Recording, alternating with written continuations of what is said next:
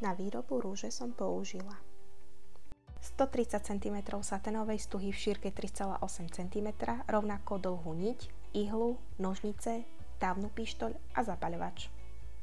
Vopred opálený začiatok stuhy si preložím do pravého uhla, vznikne mi trojuholník, ktorý zošijem.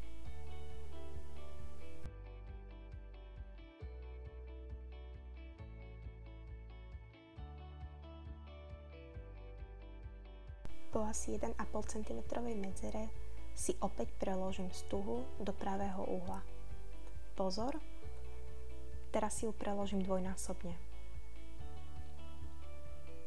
A opäť budem pozdĺžne zošívať.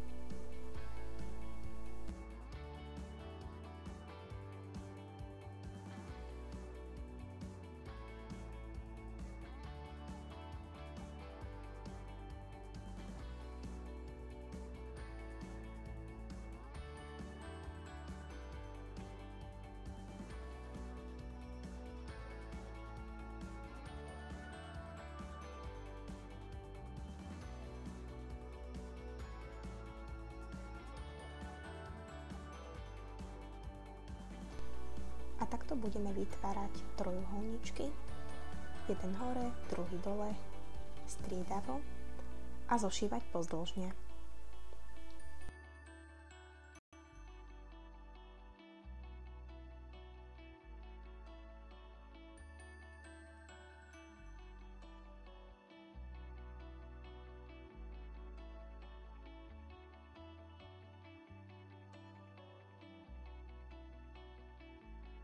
Šitie nemusí byť precízne a ani medzery nemusia byť presné.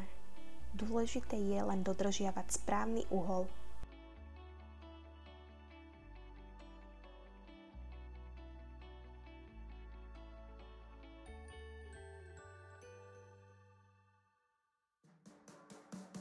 A takto budeme pokračovať až do konca.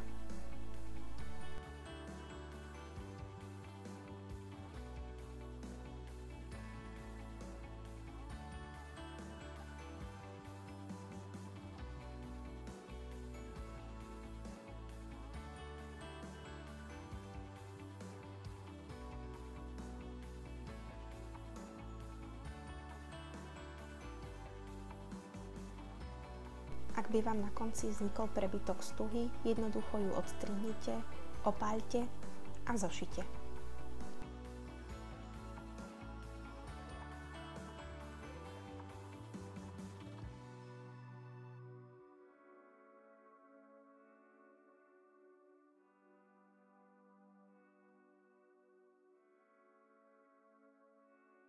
Ak máme stuhu zošitú, nasleduje stáčanie.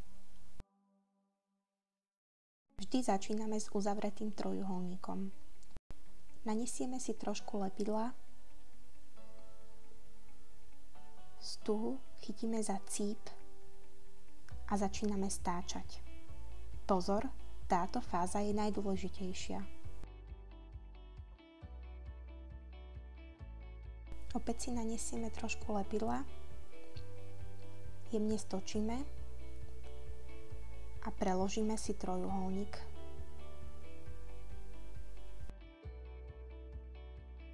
Prekladanie trojuholníkov budeme striedať. Do stredu každého trojuholníka si nanesieme trošku lepidla. Takto striedavo budeme prekladať trojuholníčky. Po celý čas stuhu držíme za cíp, čím predídeme hranateniu rúže.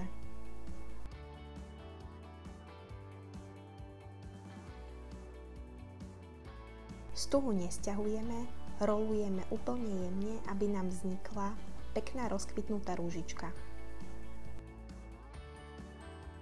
Lepenie musí prebiehať v jednej rovine.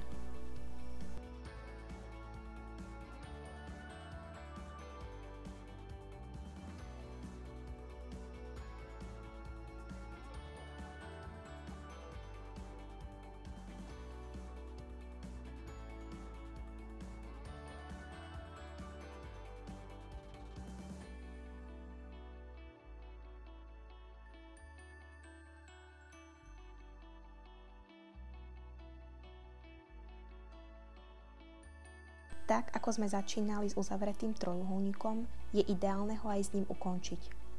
Ak by vám to takto nevychádzalo, môžete si finálnu fázu podľa toho prispôsobiť. Rúžičku máme hotovú, teraz si ju očistíme od lepidla a prebytočný cíp si môžeme odstrihnúť a následne opáliť.